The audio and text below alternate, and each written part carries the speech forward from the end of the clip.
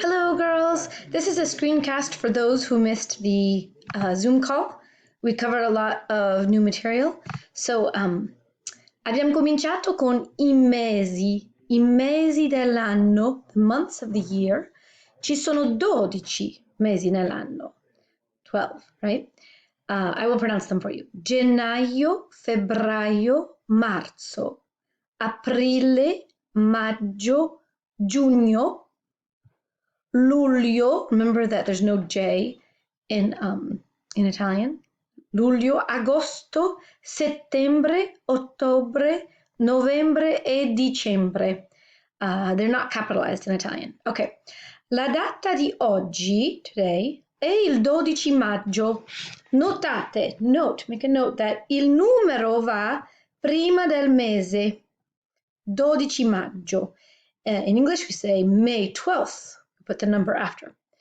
Quando è il tuo compleanno? For example, I'll answer that question. Il mio compleanno è il 6 ottobre. Okay. All right, these are the first 4 for you to answer. Quali sono i mesi di ogni stagione? I mesi della primavera sono, and you can list 3 months that you think are spring months, right? Sorry. I mesi della primavera sono blah, blah, blah, blah, blah. And you can do the same for i mesi dell'estate, i mesi dell'autunno, i mesi dell'autunno e i mesi dell'inverno. So those are your first four questions. So those who missed the call, you just, there's a writing assignment. It should be fairly quick of the material we covered during the call. And those are your first 4 questions. Ok, andiamo avanti. L'albero is the tree. Che cosa ha l'albero in ogni stagione? What does the tree have in each season? So those are your next 4 questions. And I wanted you to make use of colors. Lavoriamo sui colori. And I helped you out here. So, there's no H there. I don't know why. That's a typo. L'albero ha, con la H, la neve bianca in inverno. L'albero ha tanti fiori rosa in primavera. Rosa stays the same. It never changes for masculine, feminine, singular, or plural. L'albero ha la frutta in estate.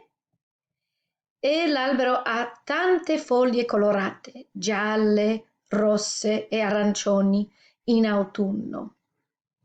Ok. Adesso impariamo i saluti. I saluti are greetings. Salutare is to greet, to say hello or goodbye, and to greet someone. So I think this is all fairly self-explanatory. Ciao is casual. Salve, it's not very formal, but it's more polite, more formal. Buongiorno is used all day long. You do not say buona mattina. We don't say good morning. First thing in the morning, 6 in the morning, you would say to someone, buongiorno. I don't know why. So it's used all day until the evening. Buon pomeriggio is almost never used. So this is morning, this is afternoon, but in greetings, they're not used. Buongiorno is used. In the evening, buonasera, and at night before bed, buonanotte. Arrivederci is the way to say goodbye if you're not using the informal ciao or ciao ciao. Rivedere means to see again. So arrivederci it literally means at our re-seeing, meaning at our next meeting, till we meet again, etc.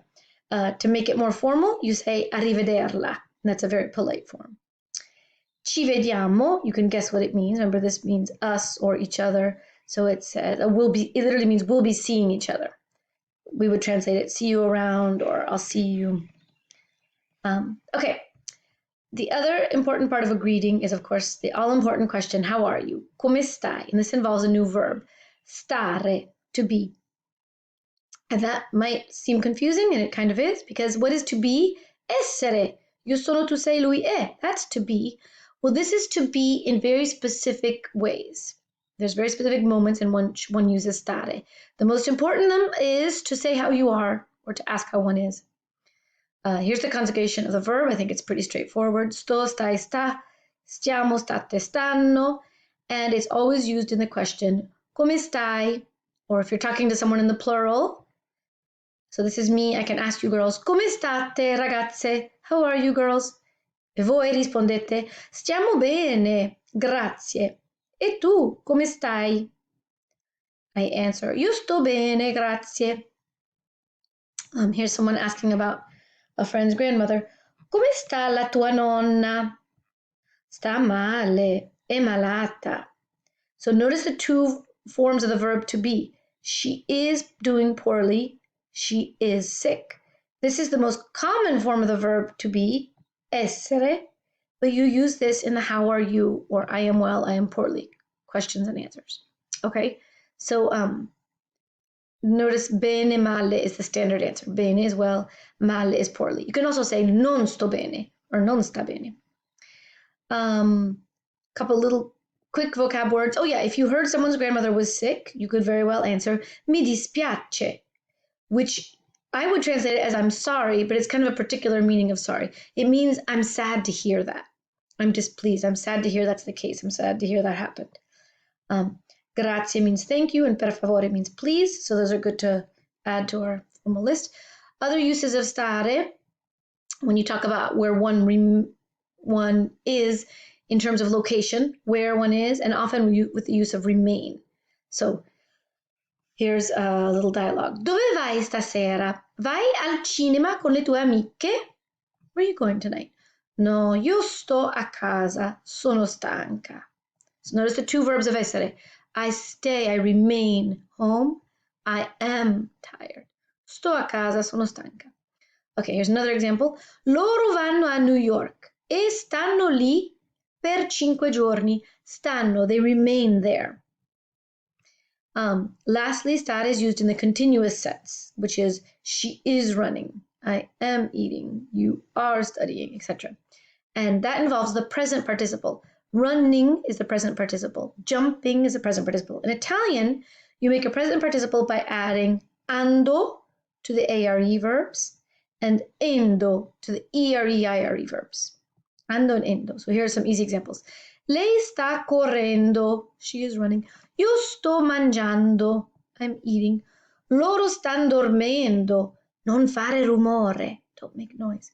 Noi stiamo studiando. Non disturbarci. That should be it's a typo. Don't disturb us. We are studying. Okay. And this is the last part of your work. This is tricky. It's just this page, but it's quite tricky. For each one of these, you have to make a sentence with stare and a sentence with essere. And I'll help you out with some of them to give you the example. So when do you use stare? When people remain somewhere and when you're asking, how are you? So let's ask for each of them, how are you? And give a I am well, I am poorly answer. Then we can use an adjective with the verb essere, the more traditional form of to be, the more common form of to be. So it's sort of like this. Here, there are two verbs to be. I am staying home. I am tired. In the stare form and the essere form. Okay? In stare form, we're using it when someone stays or remains somewhere, or for the how are you question. I am well, I am poorly. So I will do two of them with you. So for number 9. Come sta? Lui sta male. Lui è malato. Malato is an adjective for sick. So lui sta male. Lui è malato. That would be number 9 and 10, your two sentences. One using stare and another sentence using essere. Same thing here. The adjective might be happy. Same thing here. The adjective might be sad. She is doing poorly. She is sad. But it would be two forms of the verb to be. Tu stai male, tu sei triste. Tu stai male, tu sei triste. Here, actually, I envision something different. Let's say where they're going. We're going on a trip. Remember to say trip or field trip. We say gita, una gita. We are happy. And then here, are they going on a trip? No, what are they doing? They're remaining. They're staying at school. They stay or are at school, right? That's the verb stare. They are sad or they are unhappy, scontenti. Okay, so you think you get the idea. Two sentences for each of these. And that's it for your assignment. We also did this. You don't need to write anything, but dove mangiano la cena? Loro stanno a casa per mangiare. They stay at home to eat. Loro vanno al ristorante. Loro mangiano fuori.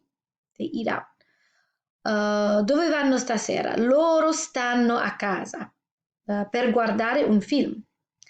And she's getting ready to go out. Lei non sta a casa, lei va fuori stasera. Ok, la fine. Take care, girls. You can write these out and hand it in to me. I'll make the assignment Zoom participation makeup. I'll make a link for you. Zoom participation makeup. Okay, ciao, ciao.